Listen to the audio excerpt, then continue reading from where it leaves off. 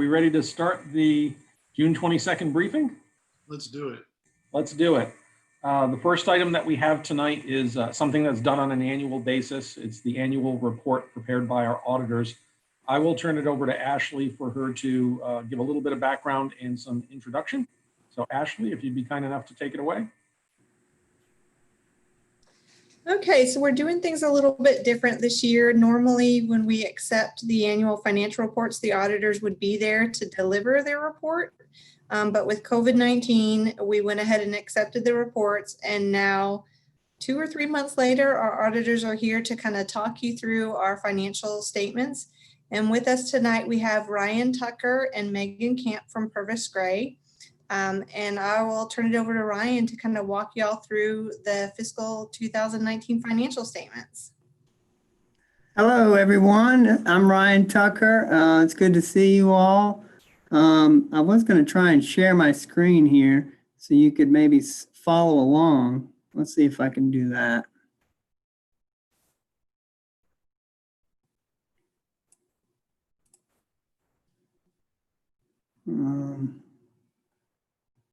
Can you guys see the comprehensive annual financial report? All right, great. All right, well, yeah, like Ashley said, we had completed the audit just before the pandemic, so we were glad to have this out of the way, and you were able to get it filed. We have quite a number of our other cities who were not so lucky, and they are still trying to get their financial statements completed and in time for the June 30 filing deadline with the state of Florida's office. So we felt pretty good that you guys, we got yours out early before all this came about. But we're glad to be with you. Just to kind of give you a recap of the audit process, we bring 4 to 5 auditors out in August of each year to do some preliminary field work, and that's do some testing of your internal control systems and so forth.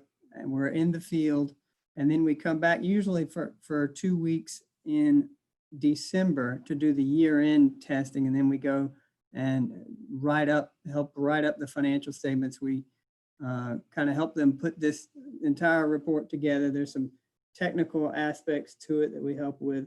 But for the most part, all of the information is provided by the city and their trial balances and so forth.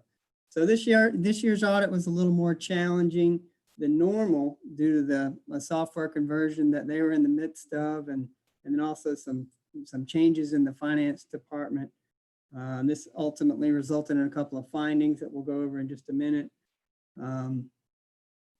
But we also had to perform a federal single audit for the second year in a row due to the FEMA grants. And we'll talk about that. So other than that, I'll jump right into this. Let me just point out a couple of things. This is a 145-page report.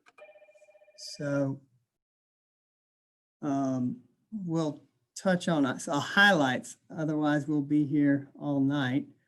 But this is the Certificate of Achievement for Excellence in Financial Reporting for your CAFR. This is for September 30th, 2018, and they will have submitted the 19 report already.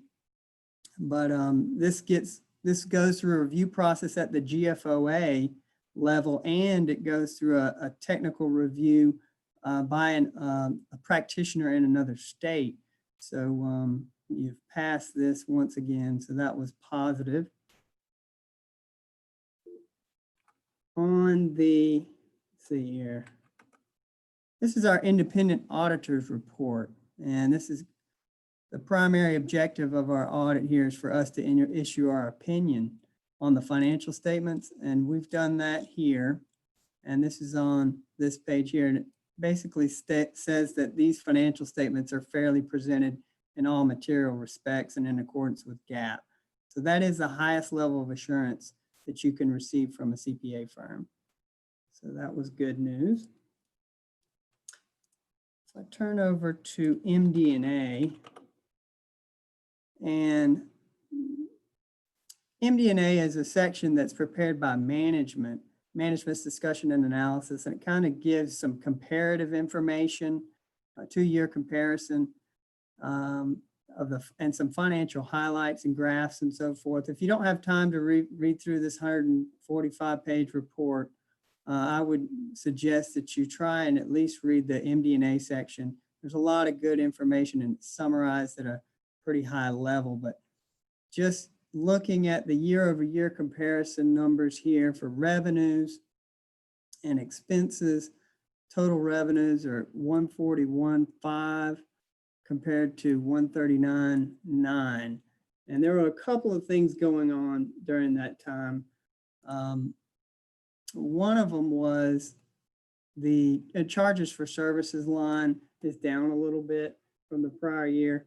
If you recall, part of that is in the electric revenue side. Power costs were down, so those costs get reduced in charges for services. And then also during March of 2019, the power cost adjustment factor was suspended for 1 month. So that resulted in lower charges to your customers. And then somewhat offsetting that decrease was additional charges for services in the golf course. If you recall, in 2018, the golf course was essentially shut down.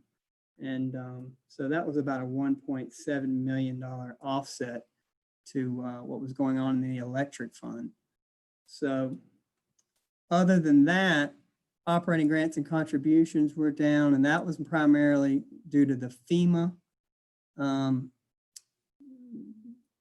entries that were charges that were being recorded during that time compared to 2019.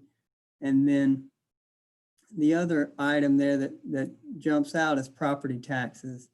And if you recall, during that time, the South End CRA needed to refund a portion, needed to refund its current year tax collections. So that is what resulted in that decrease during that time. And then investment income was significantly up during that particular time compared to 2018. And what happened with that was interest rates were moving upwards in 2018 and then started to move down in 2019. So there's an inverse relationship with regard to the bond prices compared to interest rates. And so there was some unrealized losses in the prior year and some unrealized gains in that current year in 2019. So those kind of went against each other. So 2019 had a much higher year there on those returns. On the expense side, you can see total expenses were up about $1 million. And of course, the golf course had more expenses because it had almost a full year of activity. And then some of the other increases were in law enforcement, fire control, and then in roads and streets, there were some additional repairs and maintenance projects going on during that time. So overall, you had a good year financially, and you're in a good, strong financial position going forward. And this is something that it's important when you have a beach community. You've been hit by 2 hurricanes, and then on the back of that, a pandemic. So this is a time when you need to be on stable financial footing. So you're in good shape there. If we take a look at the general fund, we can look at the budget versus actual statement of the general fund. And you can see on the left here, we have the original budget, and then whatever budget amendments get made during the course of the year ends up in your final budget. And then that compares to the actual amounts with a variance on the right. So all of your revenues, your actual revenues came in a little bit better than your final budget numbers were anticipated. Part of that was because the South End CRA, it wasn't really budgeted that the general fund would receive some of those those return of funds. So that was part of that increase. And then on the expense side, you can see each department here came in under budget. So that was good. They've all held the line on their budgets. And then ultimately it was a net change of 2.3 million on the general fund increase.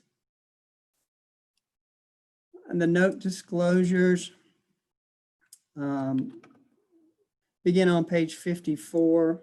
And there's all kinds of information in here. If you have time to read through about your accounting, the city's accounting policies and investments, what the city's invested in, capital assets, long-term debt, the pension plans, the OPEB plans. These are all required disclosures that are required by GASB.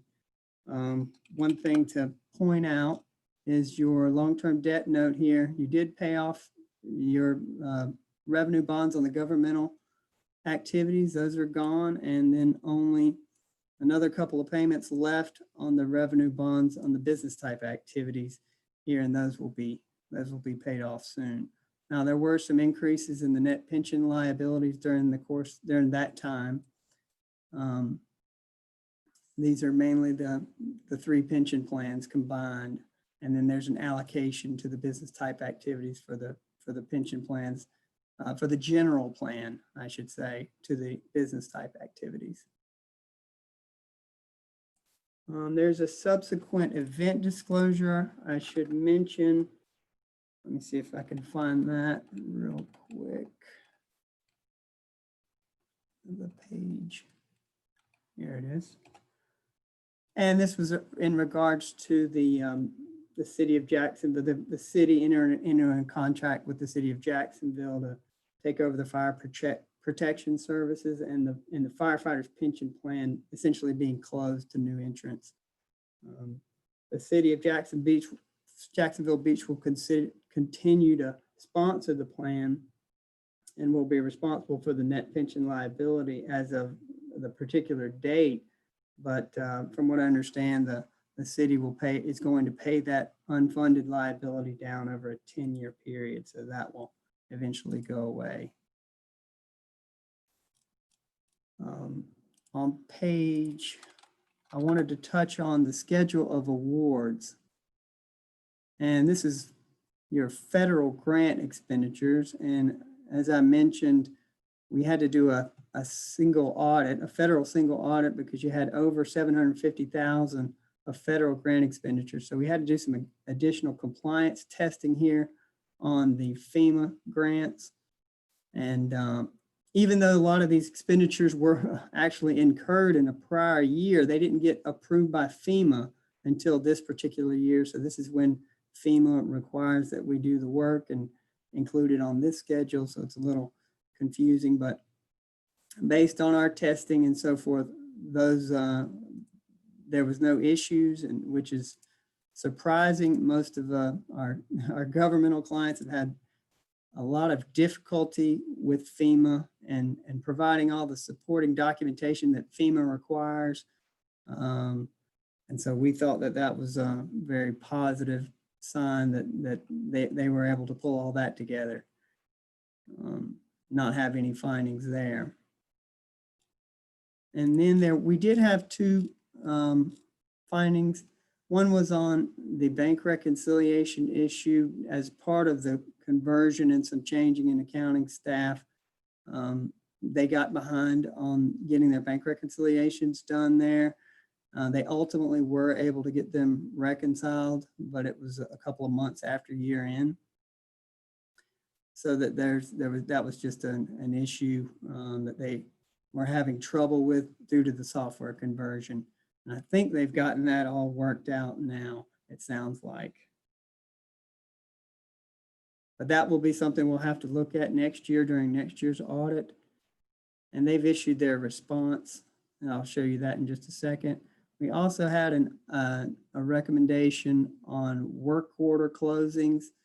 This is in relation to the work orders in the electric fund. We noted that these were not being closed out in a timely manner upon completion, and that can result in not depreciating the utility system properly.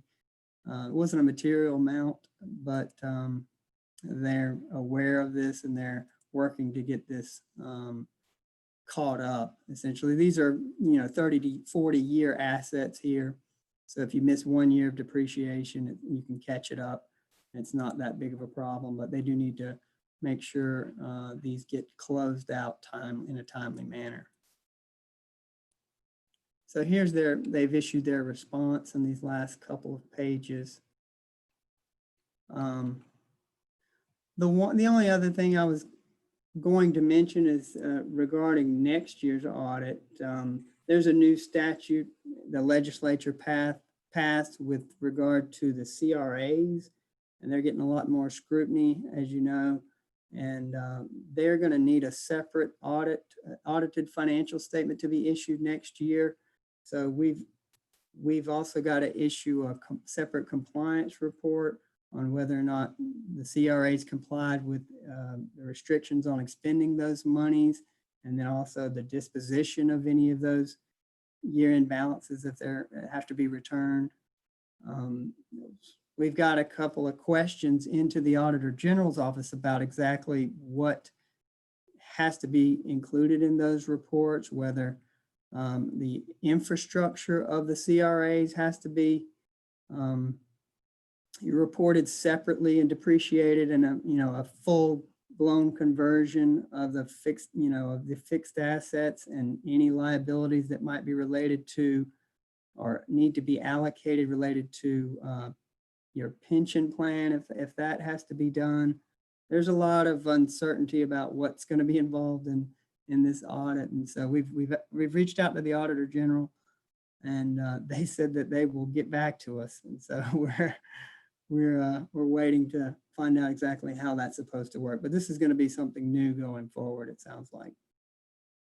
But I do want to thank Ashley and the team. They did a good job of pulling all this together. It was a difficult audit during the transition, and we certainly appreciate all their cooperation and professionalism during the course of the audit. Be glad to answer any questions you guys have. Or Brian, go through I just wanted to say, sorry, I just wanted to say how much we appreciate the thorough look, and you guys have always been very fair and firm. I'm glad that we were able to extend things with you for a little bit while we keep moving forward in the right direction. But thank you very much for all the work you guys have done. Thank you.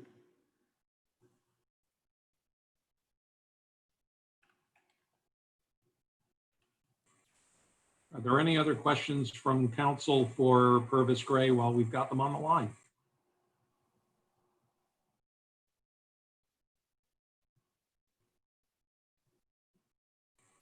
Wow, okay.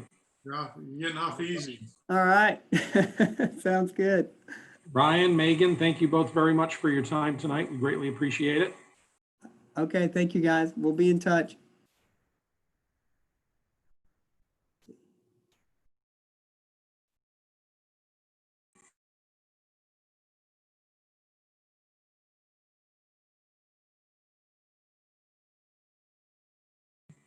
Okay, so that takes us through item number 1 on the agenda. We do have 2 items left on the agenda, and they're both with regard to upcoming items that the council will likely see. The first one that you have on your agenda is with relationship to an ERP consultant, and I'll give you a little bit of background on that one. The third item, we've basically swapped out. I think you may have heard that we are not taking the park section of the Code of Ordinance for discussion with you tonight. That's going to be pushed out to the July briefing, but we do want to talk with you a little bit about the emergency water repair that was done on A1A and the cost implication and what our longer term solution is out there in that area. But again, the first one is with regards to an ERP consultant. So one of the things I want to point out first is that when you saw what the 2 exceptions were that were noted during the audit this year, the first one was with relationship to bank reconciliations, which was in part because of running dual systems, but also a turnover in staff within the finance department. The second one is with regard to work order closings, which again is attributable to a change in staff on our end. For those of you that have been on the council for a number of years, you probably are familiar with the history of the ERP project that the city is working towards. And that is basically to swap out the old financial system that the city had been using, SunGuard, since 1989, and replace it with a new financial system. In the financial system, implementation was broken down into 3 phases. The first phase was to convert all of our financials over within the finance department. The second was to convert over payroll and human resources activities. And the third is utility billing. One of the things that's been noted is while the finance department is moving ahead in their phase of implementation, the other 2 phases are running into some hiccups. They're running into some issues, and we're not sure really what the root cause of some of these issues are, whether it is related to the limitations of the software itself, whether it's the level of support that we're receiving from our vendor, whether it's the changeover in staff that we've had on our end, and whether or not the implementation needs to consider customization in order to make it do what we need it to do for our operation, or whether we need to change some of our processes to fit the off-the-shelf configuration of the ERP. So with that being said, one of the things that I've talked about with both Deputy City Manager Nelson, as well as the 2 department directors that are most impacted by this, which is Ashley and Ann Muse from Human Resources, about what is the right thing we should do going forward. There is consensus amongst all of us, and I'm going to be asking that we move forward with bringing in a consultant to help do a snapshot, a record in time, so to speak, of what we've been able to achieve with the ERP implementation, what we still have left to do, and whether or not we need to change course with anything that we're doing. Do we have the right staff? Are we receiving the right guidance? Do we need to have a specialist assist us with certain implementation, et cetera?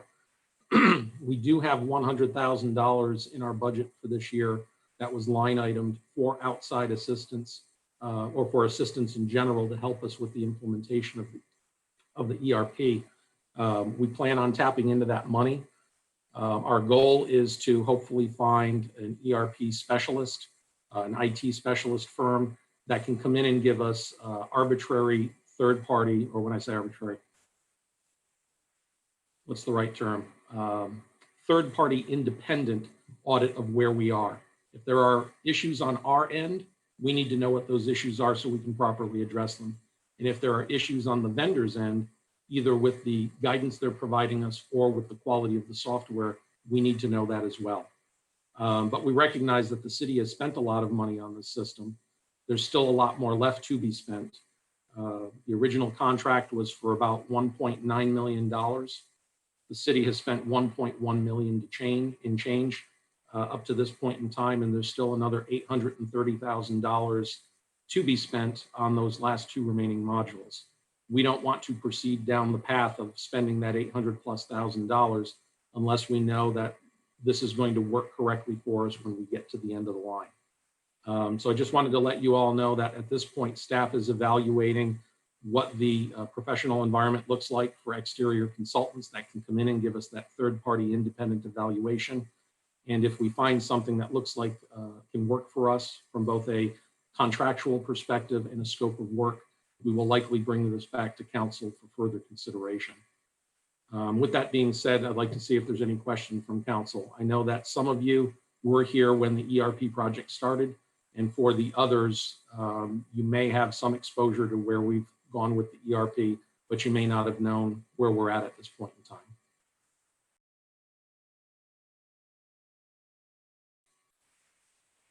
Any questions from council? I see a hand raised by Councilmember Dumont. Yeah, thank you. The Ashley, since the majority of what's been finished has been in finance, do you think it's been worth the 1.1 million that the city has spent on it? I don't know that it's easy to answer that question. I think it's a completely different system. It gives us different capabilities, but it's been a kind of a struggle to move off of a legacy system that people have 30 years of experience with.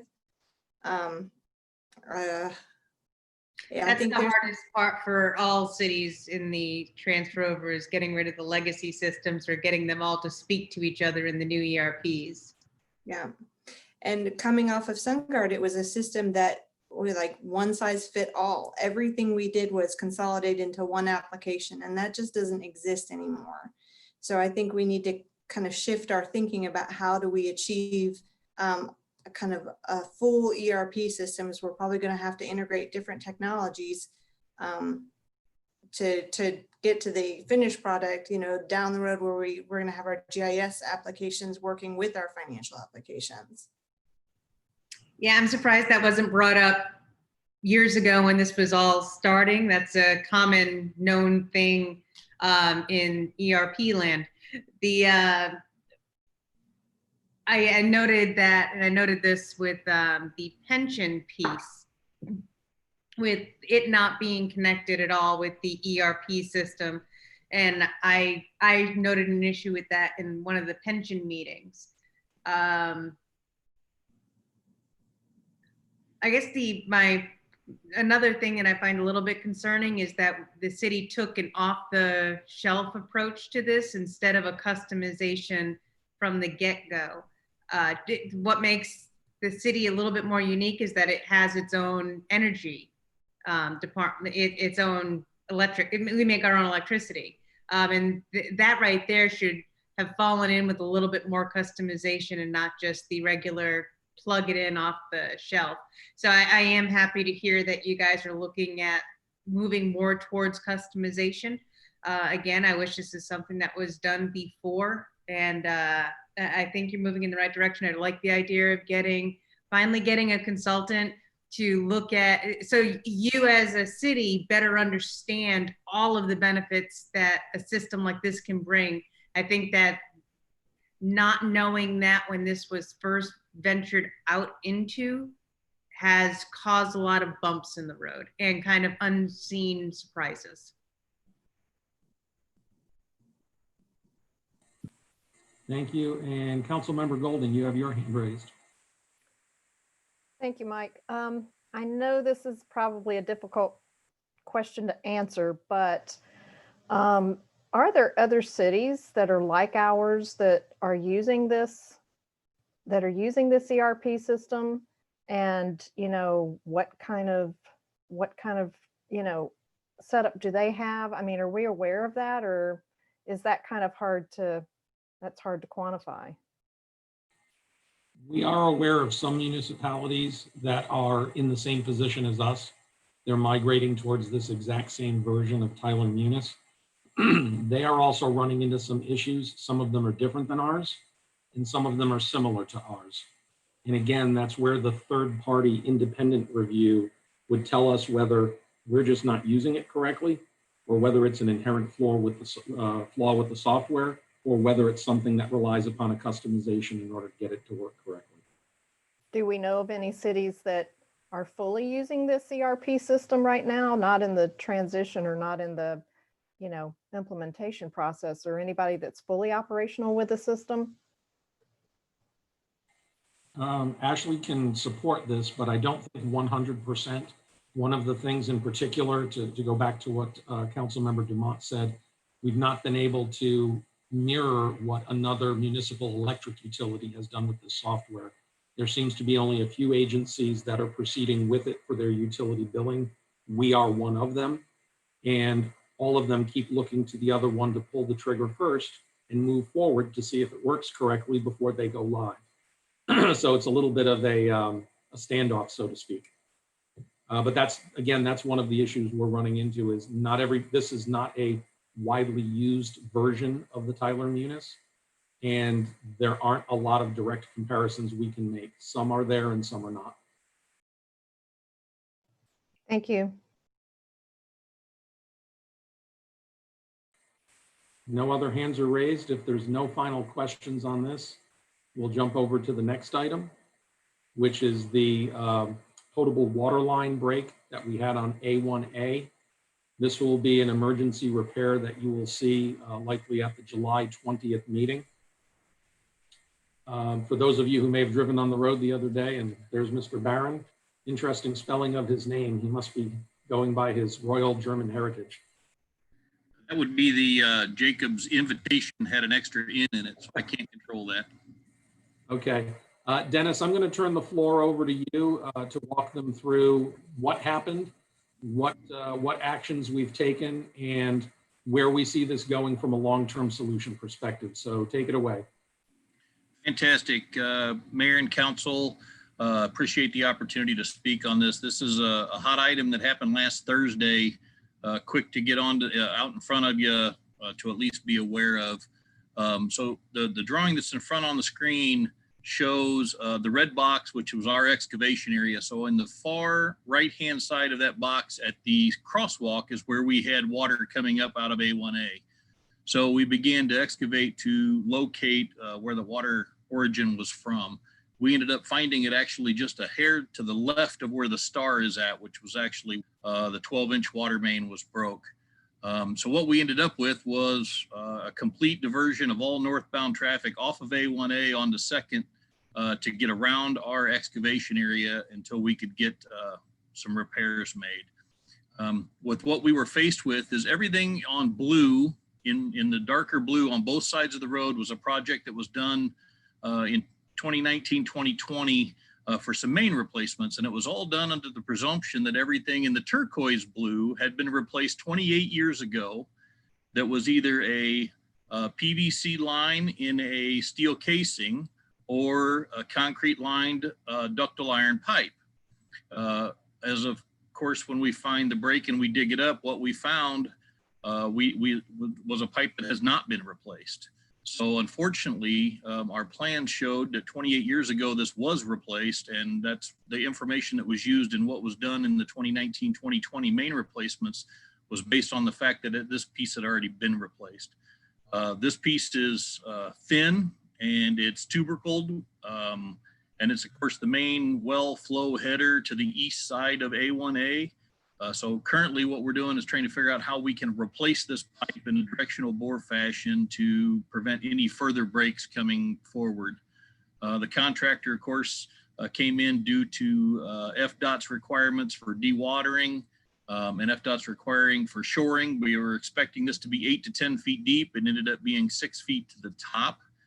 So it kind of everything all culminated around bringing in a contractor to be able to do the work because of where it was located, the depth, the presumption that it had already been replaced and it could have been in a potential casing. So all those things played into the fact that we chose to bring in a contractor to do it. Of course, the repair right now is expected to be $35,000. However, the paving, which is going to be approximately 50 foot both directions north and south of that particular location, the paving alone to restore that is projected to be at $99,500. So we're going to have about $135,000 tied up in this repair alone. Plus, we still need to get some way to figure out how to replace this to keep this from happening again tomorrow. And as Dennis indicated earlier, the pipe is not in the condition that we thought it was based on historical records. It was not a plastic pipe. And yep, that's a real good picture of what it looked like on the inside. I got a chance to see a section of that pipe down at Public Works earlier today, where some of those tuberculations have fallen off the interior of the pipe is where the wall is at the thinnest. And if you actually want to see a piece of pipe with a pinhole, Dennis will probably hang on to that section for you to take a look at. It's amazing how much water can fit through there when it's under pressure. But again, the long-term goal is to figure out what we can do in the very near future to replace that line, hopefully by directional drilling, so that we do not have another break somewhere else on this particular section of line underneath A1A.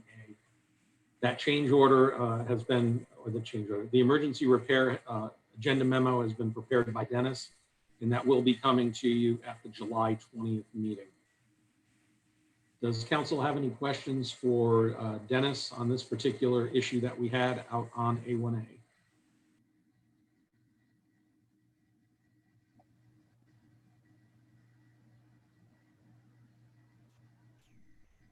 can't see any hands raised because of the way the screen is currently positioned. Mike, I have a question. Yes, sir. Oh, I see a whole bunch Dennis. of hands.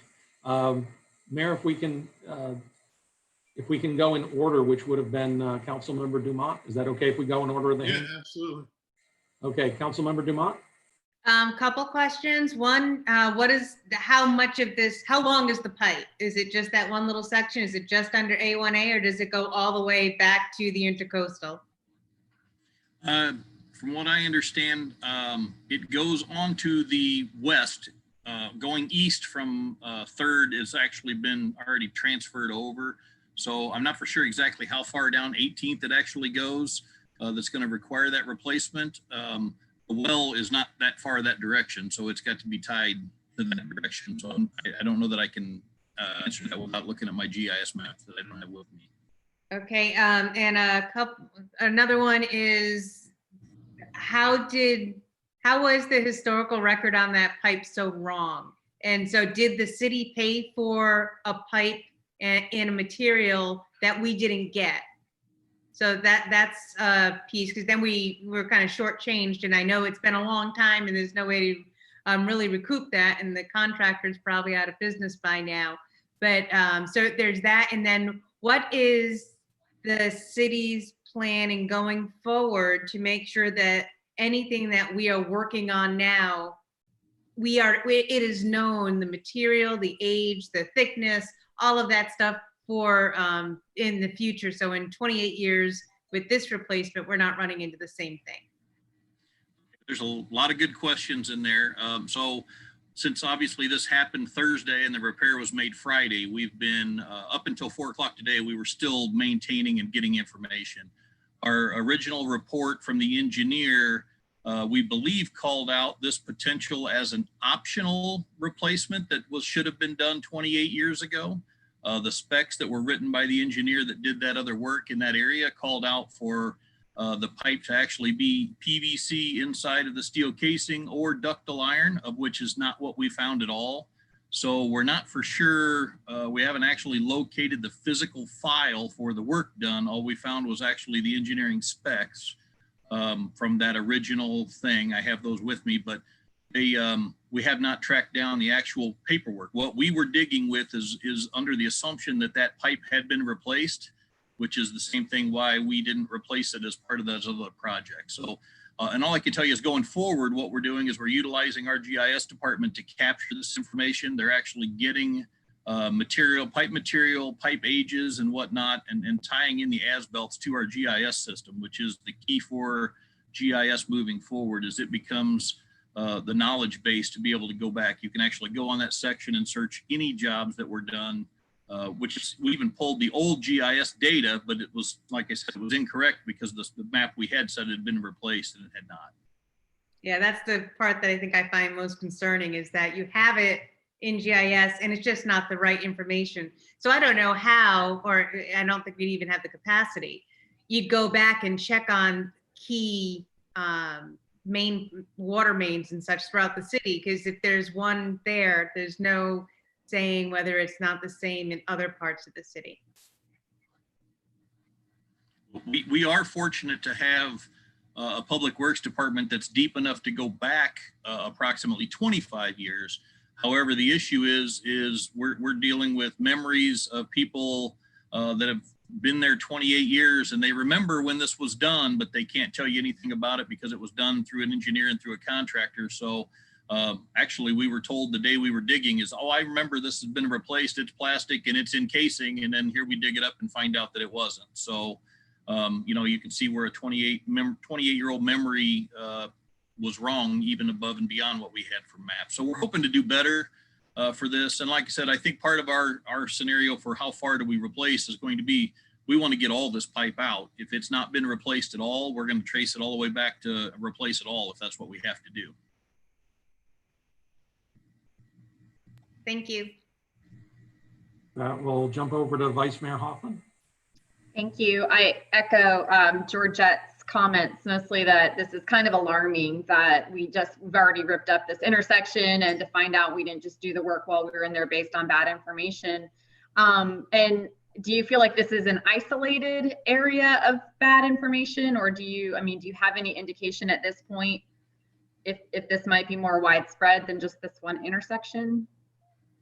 Well, that's I don't. I mean, I hope that we have good records. Crazy the amount of good record keeping we've been able to find and how we've been able to access into this. Like I said, while we were actually digging, the paper map showed up saying, hey, this is PVC, and showed that it was case. So we're then scratching our heads saying, how come we only have water on one side of the intersection and not both sides and inside the casing? And how much is this job really going to involve? Are we going to be on both sides of A1A to actually replace it? So I hope it's an isolated incident. I know, unfortunately, until somebody comes up with a true way to see every single thing that's underground and how long it's been, we hope that this is an isolated incident. We kind of believe that it might have been an add-on to an original job that said, hey, we'll replace this too for an X amount of dollars. And somebody at that time decided, hey, we don't need to spend that money. We can save it, not spend that $80,000, $90,000 to cross. And therefore that project money was saved at some point in time, but it never made the record. Thank you. And Dennis, correct me if I'm wrong, when you all went down to the depth of the pipe, you found out that pipe was actually encased in flowable fill, correct? The flowable fill was actually about 2 foot below the pavement surface. So at some point in time, they had actually covered the entire pipeline area with flowable fill so that it wouldn't have been accidentally dug into. That was one of the pieces for having to send this to a contractor, was because FDOT was really worried that we were going to compromise the flowable fill on to the west into the southbound lanes of A1A and ultimately end up shutting down all of A1A as part of this repair. So that was another reason why we had to reach out to a contractor to bring in the proper materials to get that flowable fill that we could not dig through cut out of the way and removed. Thank you. And Councilmember Golding, you have your hand raised. Thank you, Dennis. I know that the situation at 10th Street and 18th, you said that was actually sewer. That was a sewer related issue with the collapse there. Yes. So that's not related to this issue at all. No, then. we don't know what actually caused it other than just pipe age. The fact that the pipe wall was so thin. I mean, like I said, I can bring a piece to the next council meeting if it's a truly in-person council meeting. There's no way to take a picture of the amount of pinholes that kind of shines through the piece that I have, that you can see, how, if you can see light through it, you're definitely going to get water through it. So, it definitely does need to be replaced in whole. We were just able to replace the section, get everything back in order and work on restoration. Well, I just have to say I share the concerns of my fellow council members. I would be concerned that there's potentially other pipes that we're not aware of that we're going to have issues with. Yeah, you're exactly right. And that's where GIS becomes so important. I mean, I know I'm new to the city of Jacks Beach, but you got to put a lot of your stakeholding into those maps and being accurate, especially when it comes from a planning perspective. If we would have known this had not been replaced, this would have been replaced as part of last year's project and we wouldn't have been dealing with it now. But obviously the paperwork we had showed that it had been. So, we just hope that this was an isolated incident, something that just slipped through and didn't get corrected properly back in the day.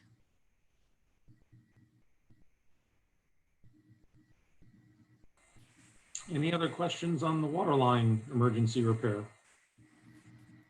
And if not, you'll all see it at the July 20th meeting. Okay, well, that takes care of the 3 scheduled items.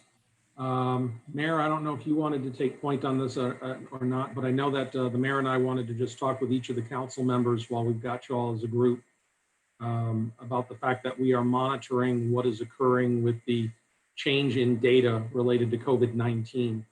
I think that there have been a few concerns expressed by council members and by members of the public. Basically, the 3 beach communities are in conversation with regards to what we're seeing for data and whether or not we should be taking any actions either individually or jointly. We have not made any decisions at this point in time. I think some of you probably saw that Neptune Beach had some positive tests in their police department, and they shut down their city hall to the public as a result of that. We have had a couple of positives at Ocean Rescue, and we have taken the appropriate steps to sanitize the facility and make sure that social distancing and other guidelines are in place. We're basically just monitoring the situation to see what the trend is. Obviously, the number of cases of COVID continues to go up, not just statewide, but also for the city of Jacksonville Beach and Neptune and Atlantic. At the same time, the hospitalization rates, but most notably the mortality associated with it, is also dropping because of the average age of people that are getting this. Back in March, when this first started, the average age of people getting COVID-19 was in excess of 65 years old. I believe as of this weekend, the average for the state of Florida was now down to 30 years old. And as a result, the deaths per day has dropped from a little over 40 to just below 5 per day. So it's a little bit of conflicting data, and that data has only been in existence for about a 3 to 4 week window, and we're continuing to monitor it on a daily, if not weekly basis to make sure that we're seeing what the latest trend analysis is. Charlie, is there anything you wanted to add to that? Yeah, I want to mention that, I know a lot of you guys have been receiving emails about mandatory masks. And, we've done a lot of research in this, and there are two counties in Florida being sued by the state of Florida for doing this right now. I think it makes very little sense for us to throw our hat into a lawsuit right now. I think what we need to do is keep the focus on keeping citizens informed and ask them to voluntarily wear the mask as much as possible. I think, the other issue at hand is, we've got 68 police officers and 25,000+ citizens. They're going to spend their days running around chasing people down because they don't have their mask on. I've said this in interviews, and I'll probably say it again in the interview that I'm going to do after I finish this meeting. People have to accept some responsibility. I mean, you can't just depend on the government to keep you safe. You've got to work with us to keep safe. It's quite frankly concerning that this exponential spiking that we've seen over the last couple of weeks also tends to correlate to the time that we open the bars again. What's happening, it looks like a lot of folks are going in, having a few, getting a little, dropping their inhibitions, and all of a sudden the violations start and the closeness in contact starts, and it's creating the drop in the age at the same time as the increase of the positive testing. So we're in step with the other cities.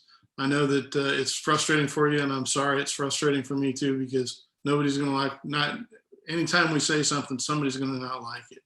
And we just have to do the right things and take the city in the right direction. And, that's the plan, to continue to do that. And we'll keep you guys posted as we move forward. But Mayor Curry, I don't know if you saw his update at noon today. I just tend to agree with the man. I mean, mandatory face masks at this point seems rash, especially with the lawsuits that are going on. I asked Cord Bird to tell me how many counties were being sued. I know there were at least 2. The Cord's looking into it, and when I find out, I'll let you know. But please tell your friends, Chris and I just did an event on Saturday. Everybody was wearing masks. Anytime I've met the other mayors, and when Mike and the other city managers and GP and the other police chiefs all got together, we all walked in and everybody had a mask on. We just have to lead by example and let people know that we're begging them at this point, please take personal responsibility. And if you walk into a restaurant or a bar and you see people up close and they don't have masks on, or if they're serving food without masks on, walk out. I mean, look after yourself. So that's kind of been our position. And unless anything changes, that's going to stay our position until that change takes place. But we're going to keep you posted. Mike, that's all I had. Thank you. Sandy, I see your hand is raised. Is that from before or for this? You're currently It's for this. So are we doing anything as a city to just put some information out there, whether it's on social media, just to push the encouragement to wear masks and I don't know, with the utility bill, anything like that that we can do to push as many reminders and as much info out there to people? Mike, I mean, I'm sure you can coordinate something with Jacob for social media. And I believe the best thing we can do is just when you're talking to neighbors, you know, when you're out and about, when you're in Publix, wear a mask. You know, lead by example is probably the most important thing we do at this point. If we don't, then I think things will get kind of worse, because there's always two groups of folks out there: those who agree with you and those who don't. And right now they're kind of split right down the middle. So we just have to do we know is the right thing to do at the time and keep everybody up to speed. I will say that I try not to get out as you know, just I mean, except for a few things. But when I do, I'm really surprised at the number of people that I don't see wearing masks. Typically, it's the older people that are wearing masks, and I include myself in that category. And it's the younger ones that are not wearing the masks. So, and hence the new 30-year-old average. You know, I took my test today. I took my COVID test today and was negative. And I'm probably one of the most frequently out in the public people that you'll meet. I'm constantly out talking to people. I'm in meetings, I'm at Publix, but I'm always wearing my freaking mask. Matter of fact, I just got my gator mask today, so I'm looking forward to going out in it tomorrow. So, but I think, you know, we can do a better job of keeping the public informed through our social media, and we, the seven of us, can help by leading by example too. Okay. Thank you. I think that covers everything that we wanted to discuss tonight. I know it's a little bit before 7. The next briefing that we have scheduled was for July 20th. There was a thought that that meeting might be in person. However, it's my understanding, based on a conference call that the mayor and I were on a little bit earlier, that there's a high probability Governor DeSantis is going to be extending the CMT executive order to allow governmental agencies to continue using technology for the purposes of conducting their business. I guess we will see where this leads us over the next couple of weeks. I'd like to at least keep in the forefront that there's a possibility we might meet in person in July, but obviously if the situation is status quo or going in the opposite direction, then I think we need to be prepared for virtual at that point again. So I think we'll play it by ear for the most part. That briefing on July 20th, half of the time on that briefing was going to be reserved for council discussion. Are there any particular topics that council members wanted to slate for that briefing that may require any type of staff research before we come into that meeting? Anything that you can think of that you'd be bringing up? I see Phil raising his hand. Do we have any update, or can we discuss the land development code and where we are on that progression from a timeline perspective in getting that done before a majority of us leave office?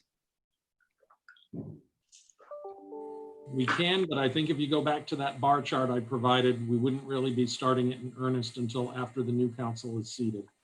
But we can certainly bring that chart back and show you where we are on progress with all the major initiatives. I think that would be, because we put a lot of time and effort into that chart, and I don't recall it right now. So that might be a good discussion organization as far as making sure we're following and keeping up with that. Can do.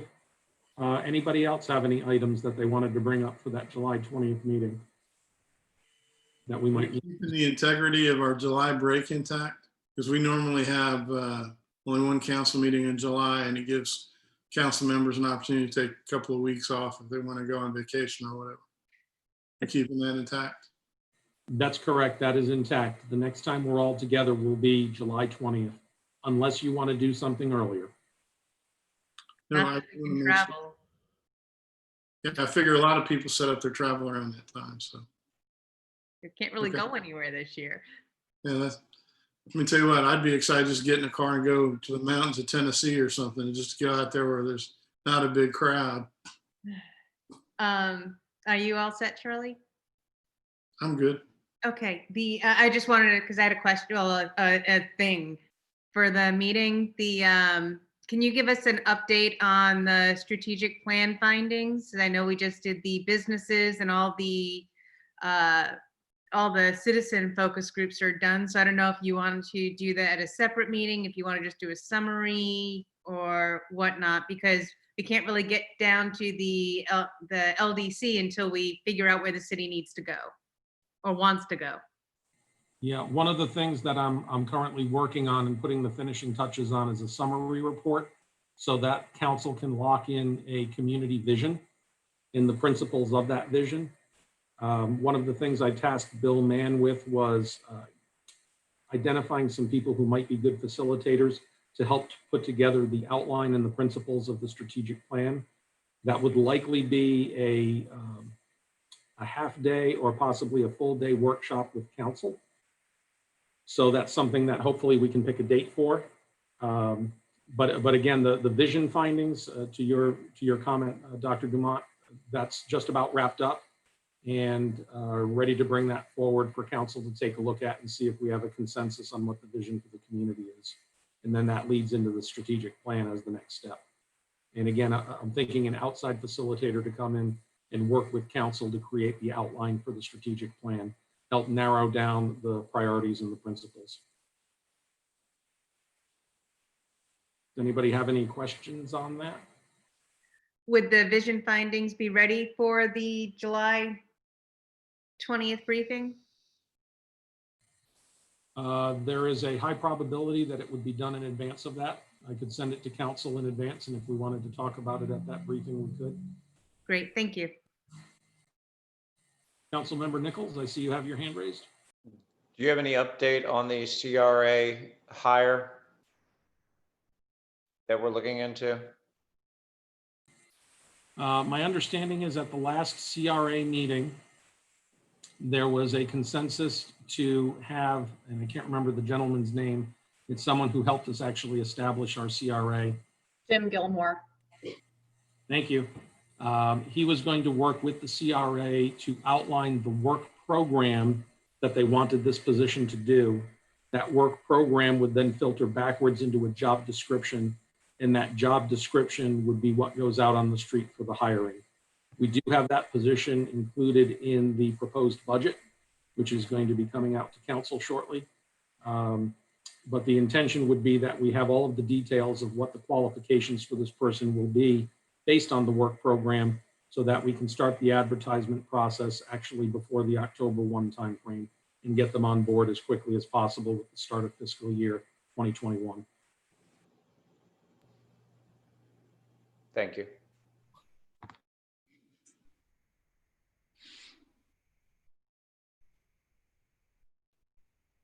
And Vice Mayor Hoffman. Thank you. Mine were, you're already aware of the, and I don't know if these are substantial enough to take up time in a more organized briefing, but the potential Grom Fest at the skate park.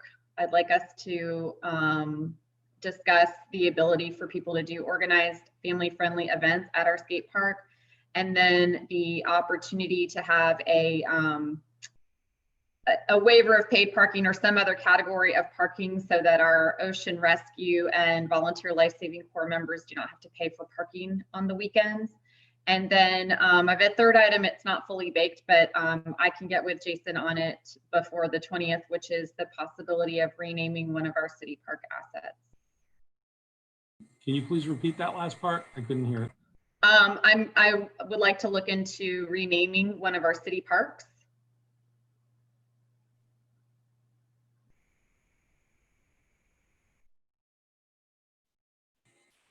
With the topics that have all been thrown out, are you all good with bringing these items to the July 20th briefing for further discussion? 1, 2, 3, 4, 5. 5 heads nodding. That's a good sign. Okay. I think this gives us our briefing agenda for July 20th, and we'll go from there. And Councilmember Dumont, I see you. Nope. Okay, there you are. Your hand is raised. Yes, kind of following off Chris, if we're going to be talking about renaming a park, where are we at with the city policy for naming the streets and such? So I think that kind of falls into that same piece. So if you have a draft policy or something that we could build that discussion from, that would be great. I know Director Fatides is on the line listening. He spoke about it just the other day. We'll see if he has something drafted and ready to give to you in advance of the July 20th meeting. Mike, I committed to a 7 o'clock interview, so I've got to jump off. I'll see you guys soon. Thank you. And Councilmember Golding? And while we're talking about parks, I know that the Parks and Rec Department did the park survey. And so I was just wondering when we would get an update on that. Because I think that probably feeds into our strategic planning too. Okay. As well as the city-sponsored event Yes. issue that we want to address as well. Yep, the park survey, if you recall a couple of months ago, one of the things you tasked us with as a council was doing a parks assessment so we could take a look at conditions, assets, etc. Jason and his staff have put together a very detailed document. I've not had a chance to go through the draft yet. I was given it at the end of last week. With regards to the special event policy, specifically with regards to co-sponsorships, they've put together what I think is a very good first pass at what the co-sponsorship policy should look like. What I tasked them with was not having it as just a policy, but to also walk through the implementation of how it would actually work. It's one thing to say these are the conditions under which we would do a co-sponsorship. Now the actual operationalization needs to be put into place. How are the applications received? When does it go to council? Is it done on a once-a-year basis or a rolling basis? All of those little nuances need to be worked out before we bring it back in front of council. But I'd say they're probably at about the 75% mark with regard to that one. And Vice Mayor Hoffman, I see your hand is down. Okay. Any other questions, comments, thoughts for tonight's briefing? Going once? Going twice? I think that concludes our briefing for tonight. Thank you.